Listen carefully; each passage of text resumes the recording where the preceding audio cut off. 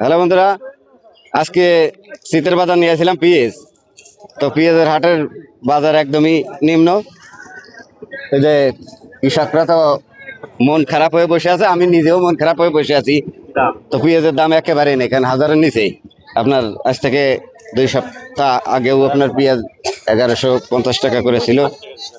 তো আসলে যদি এভাবে চলতে তাহলে থাকে কৃষকরা একদম শেষ হয়ে যাবে।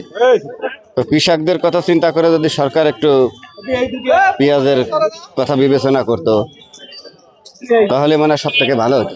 তা আমার সরকারের কাছে অনুরোধ থাকবে, আপনারা কৃষকদের পাশে যেভাবে দাঁড়ানোর চেষ্টা করেন, কারণ আপনারা তো সবসময় গরিবের পিছনে লাগে থাকেন।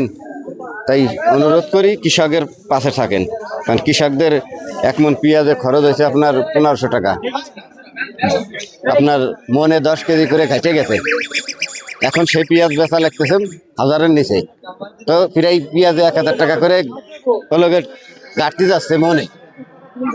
তাই দয়া করে কৃষকের কথা চিন্তা করে আপনারা একটু পেঁয়াজের দামটা একটু বাড়াই দেওয়া যায় কিনা আপনাদের কাছে অনুরোধ। এটা হচ্ছে সীতার বাজার, আজকের পেঁয়াজ সর্বোচ্চ বাজার যাচ্ছে 900 টাকা করে। তো ভালো থাকবেন, অসংখ্য ধন্যবাদ সবাই।